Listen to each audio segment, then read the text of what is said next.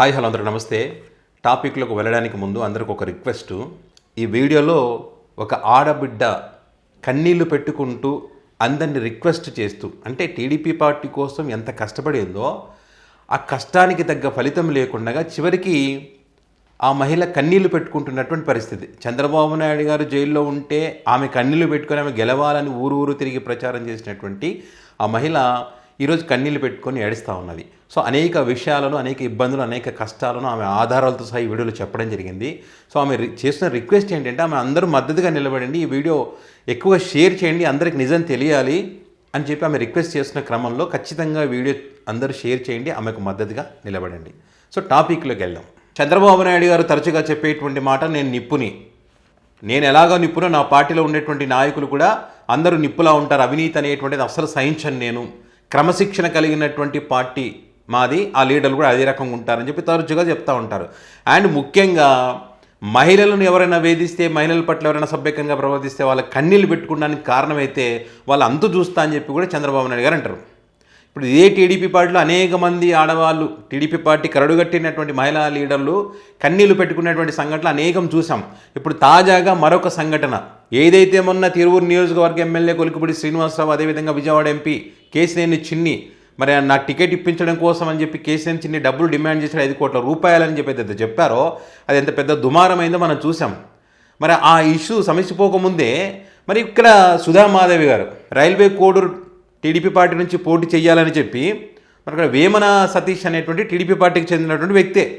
ఆ వ్యక్తి అంట చంద్రబాబు నాయుడు గారితో ఉన్నటువంటి ఫోటోలు, భువనేశ్వర్ గారితో ఉన్నటువంటి ఫోటోలు, లోకేష్ గారితో ఉన్నటువంటి ఫోటోలు, మరికొంతమంది పోలీసులతో ఉన్నటువంటి ఫోటోలన్నీ చూపించేసి నాకు వాళ్ళు తెలుసు వీళ్ళు తెలుసు అని చెప్పి 7 కోట్ల రూపాయలు తీసుకున్నట్టే టికెట్ ఇప్పిస్తానని చెప్పి. సో ఇప్పుడు ఆ టికెట్ ఇప్పిలేదు, ఏమి జరగలేదు. సో మరి వాటికి సంబంధించి డబ్బులు అడుగుతూ ఉంటే మళ్ళీ భయపెడుతున్నటువంటి పరిస్థితి. చంద్రబాబు నాయుడు గారి దగ్గరికి వెళ్ళలేనటువంటి పరిస్థితులు కూడా ఉన్నారు.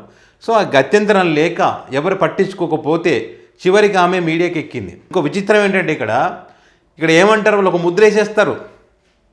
టీడీపీ పార్టీ వాళ్ళనే చంద్రబాబు నాయుడు గారికి వ్యతిరేకంగా మాట్లాడితే ఒక ముద్ర పడుతుంది. కాబట్టి ఆమె అన్ని పర్ఫెక్ట్గా ఆధారాలతో, అన్ని ఆధారాలు ఇది లేదనకుండా ఆమె ఏ పార్టీకి చెందినటువంటిది, ఏం పని చేసింది, టీడీపీ పార్టీ కోసం ఎంత కష్టపడింది అనే వివరాలన్నీ కూడా ఇక్కడ చూపించడం జరిగింది. ఒక్కసారి చూడండి. అలా నేను చంద్రబాబు నాయుడు సార్ గారికి చెప్పాలనుకుంటున్నాను. నేను సభ్యత్వం తీసుకున్నాను తెలుగుదేశం పార్టీలో. నా పేరు సుధామాధవి, నేను కోడూరు నియోజకవర్గం నుంచి వచ్చాను. మేము మొన్నంతా ఎలక్షన్ కోసము చాలా కష్టపడాము. ఆయన జైల్లో ఉన్నప్పుడు చంద్రబాబు నాయుడు సార్ గారికి, లోకేష్ సార్ గారికి, పవన్ కళ్యాణ్ సార్ గారికి శిరసు వచ్చి నమస్కారం చేసి నా బాధ చెప్పుకుంటున్నాను. దయచేసి మీకు తెలిస్తే నా బాధ తీరుస్తారనే ఆశతో ఈ చిన్న ప్రయత్నం చేస్తున్నాను. అది సార్ లేకపోతే అది కూడా నాకు చేసేదానికి అవకాశం ఉండేది కాదు. మీ కాడికి ఆఫీస్ కాడికి రావాలని నేను ప్రయత్నించినాను ఎన్నోసార్లు, కానీ రాలేకపోయినాను. జైల్లో ఉన్నప్పుడు చంద్రబాబు నాయుడు గారి కోసం నిరాహార దీక్ష 3 రోజుల పాటు చేసిందంటే ఈ మహిళ. అంటే ఆమె పార్టీ కోసం కష్టపడ్డా అనేటువంటి అంశాలు చెప్తే తప్ప ఒకసారి నమ్మరు వీళ్ళు. ఆ ఫొటోస్, ఆధారాలను కూడా చూపిస్తూ ఉంది. వచ్చే అవకాశం లేదు. మీరు చంద్రబాబు నాయుడు సార్ గారు మీరు జైల్లో ఉన్నప్పుడు 53 రోజులు సార్ నేను నిరాహార దీక్ష చేశాను సార్. మా ఊరు మొత్తం, నియోజకవర్గం మొత్తం అందరినీ జనాలు తీసుకుపోయి నిరాహార దీక్ష చేసి మీకోసం నేను ఎంతో కృషి చేశాను సార్. అయినా ఫలితం లేదు సార్. అదే కాకుండా సార్ బాబు సూర్తి పల్లెకి తిరిగిందంట పాపం. బాబు వస్తే భవిష్యత్తుకు గ్యారెంటీ అని చెప్పి బాబు వచ్చాడు, వీళ్ళ భవిష్యత్తుకి గ్యారెంటీ లేకుండా పోయింది. అంతే కదా. అంత కష్టపడ్డటువంటి వాళ్ళే కన్నీళ్ళు పెట్టుకుంటున్నారంటే మీ పార్టీకి సంబంధించినటువంటి వాళ్ళే, మరి సామాన్య ప్రజల పరిస్థితి అంటే ఒకసారి ఆలోచన చేయండి. భవిష్యత్ గ్యారెంటీ, సూపర్ 6 అన్నీ కూడా నేను పల్లెకి సార్, చలనక ఎండనక వాననక 4-5 కార్లు జీవులు పెట్టుకొని ప్రతి పల్లెకి అడవిలోకి కూడా పోయి సార్ మీకు జరిగిన అన్యాయం ఇంటికి పోయి చెప్పాను సార్.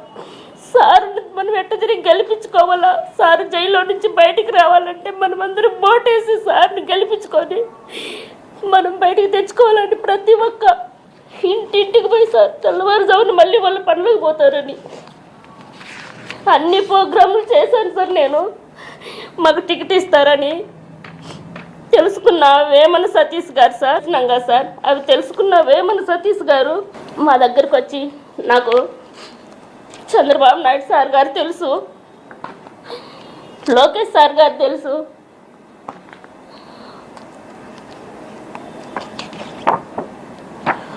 భువనేశ్వరమ్మ గారు తెలుసు, అందరూ తెలుసు అని చెప్పి మమ్మల్ని నమ్మబలికిచ్చి మాతో నిజంగానే టికెట్ ఇప్పిస్తాడని ఆశతో మేము పెద్దోళ్ళు సంపాదించిన ఆస్తి అంతా ఉంటే అదంతా అమ్ముకొని అక్కడ ఇక్కడ అప్పులు చేసుకొని రైతుల దగ్గర అప్పులు చేసుకొని మొత్తం 7 కోట్లు జమ చేసి సతీష్ అన్న గారు చెప్పిన మాటలు విని ఇచ్చాం సార్. ఇచ్చాను సార్. మేము చేసిన కష్టము కావాలంటే సార్ కోడూరు నియోజకవర్గం మొత్తం అడిగి కనుక్కోండి సార్.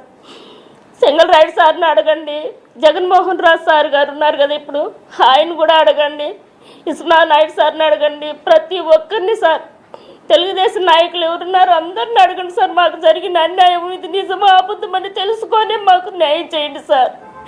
మేము మొత్తం డబ్బులు పోగొట్టుకున్నాం, ఇల్లు కూడా అమ్మేసుకొని నడు రోడ్లో పడి ఉన్నాం సార్. ఇప్పుడు మేము అది అడుగుదామని చెప్పి మేము తెలుగుదేశం పార్టీకి పోతుంటే సార్ మమ్మల్ని అడ్డగించి మమ్మల్ని దాని కారు మీద నెంబర్ కూడా లేదు సార్, దాంట్లో నన్ను నా భర్తను వేసుకొని తీసుకొని పోయినారు సార్ మమ్మల్ని. మళ్ళీ మా సార్ కాడికి వచ్చి మేము కేసు పెట్టి మా పిల్లలు వచ్చి సార్కి చెప్తే అప్పుడు మా సార్ ద్వారా మేము బయటకు వచ్చినాం సార్. ఈరోజు సార్ లేకపోతే మేము లేవు సార్. అందుకని నేను ఇప్పుడు సార్ని ఆశ్రయించడం ఎందుకంటే మాకు ఈ న్యాయం జరగాల. మేము చంద్రబాబు నాయుడు సార్ దగ్గరికి పోయేదానికి ఆస్కారం లేదు. మొత్తం ఎక్కడ చూసినా ఆయన మనుషులే సార్. నాకు ఆయన మేము ఇప్పుడు డబ్బులు అడుగుతుంటే సేమ్ ఇదే ఫోటోలు పెడతాడు సార్. మాకు ఇదే ఫోటోలు పెట్టి నాకు వీళ్ళందరూ తెలుసు. వాళ్ళని నన్ను ఇది చేస్తే మిమ్మల్ని చంపేస్తామని చెప్పి మమ్మల్ని బెదిరిస్తున్నారు సార్. నేను నా పిల్లలు మేమంతా ఇంటి పట్టలు లేకుండా ఎక్కడో తల దాచుకుంటున్నాం సార్. దయచేసి మాకు న్యాయం చేయండి సార్. చంద్రబాబు నాయుడు సార్ గారు, పవన్ కళ్యాణ్ సార్ గారు, లోకేష్ సార్ గారు మాకు న్యాయం చేయండి సార్. ఈ సతీష్ అనే అతన్ని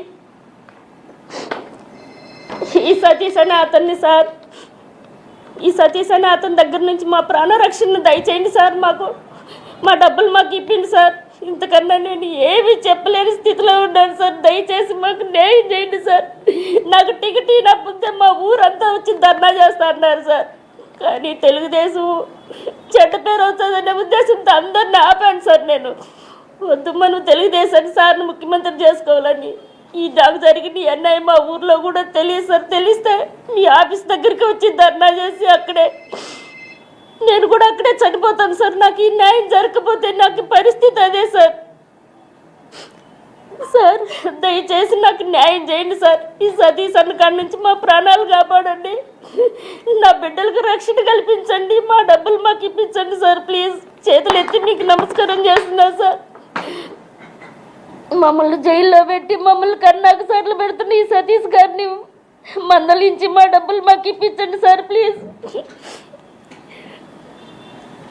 నీ పార్టీ కోసం ఇంత చేసినా మాకు ఏం అసలు ఎంత కష్టపడ్డామో కోడూరు నియోజకవర్గం మొత్తం అడగండి సార్. ఇంత కష్టపడి ఇంత చేసి ఈరోజు మేము ప్రాణాలు కాపాడుకోవడానికి మేము ఇచ్చే డబ్బులు అడిగిన దానికి మమ్మల్ని ఈ విధంగా చిత్రహింస పెడుతున్నారు సార్. మేము ఏం చేయలేని దిక్కులేని స్థితిలో ఉన్నాం సార్. దయచేసి వీడియో మిత్రులందరూ అన్నగారు మీకు శిరసు ఉంచి నమస్కారం చేస్తున్నాను. ఈ వీడియో ప్రతి ఒక్కరికి చేరేటట్టుగా నాకు జరిగిన అన్యాయం ఇంక ఏ కర్తకు జరగకుండా, ఏ నాయకులకు జరగకుండా, ఏ ఆడబిడ్డకు జరగకుండా దయచేసి మీరే దీన్ని నాకు న్యాయం చేసేట్టుగా చేస్తారని మీ పాదాలు పట్టుకొని అడుగుతున్నాను. అందులో సార్ టికెట్ ఇప్పిస్తానని చెప్పి ఇప్పించుకున్నారు సార్ సతీష్ అన్న గారు. ఇప్పుడు అడుగుతా అంటే సార్ ఫోన్లు చేస్తే రిప్లై ఇవ్వడం లేదు సార్. వాళ్ళ అనుచరులతో చంపేస్తాను అది ఇదని మమ్మల్ని బెదిరిస్తున్నారు సార్. క్యాష్ రూపంలో ఇచ్చామన్నా. మళ్ళీ 50 లక్షలు మాత్రం ఆయన ఏదో భూమి కొనుక్కుంటే ఆయనకు వాళ్ళ భూమి కొన్నదానికి డౌన్ పేమెంట్ వేయమంటే వేసామన్నా. 50 లక్షలు 50 లక్షలు వేసినట్టు ప్రూఫ్స్ ఉన్నాయి. అవి డబ్బులు ఇచ్చింది మాకు. మేము ఇప్పుడు ఆస్తులు కొన్నాం కదా, మేము అమ్ముకున్నాం కదన్న ఆస్తులు మావన్నీ, ఇల్లు స్థలాలన్నీ అమ్ముకున్నాం కదా. మేము అమ్ముకొని ఇచ్చిన డబ్బులు ఆ నెలలో మరో నెలలోనే అతను ఆస్తులు కొన్నాడు. సో అది పరిస్థితి. రైల్వే కోడూరు టికెట్ కోసం 7 కోట్ల రూపాయలు ఇస్తే తిరిగి ఇవ్వకుండా భయపెట్టిస్తూ జైల్లో పెట్టిస్తా అది పెట్టిస్తా అని చెప్పి భయపెడుతున్నారని చెప్పి చంద్రబాబు నాయుడు గారిని వేడుకుంటుంది, పవన్ కళ్యాణ్ గారిని, లోకేష్ గారిని. తన కుటుంబానికి తన పిల్లలకు రక్షణ కల్పించాలి, తను ఇచ్చినటువంటి డబ్బులు తిరిగి ఇప్పించాలనే ఒక ప్రయత్నం చేస్తూ ఉంది.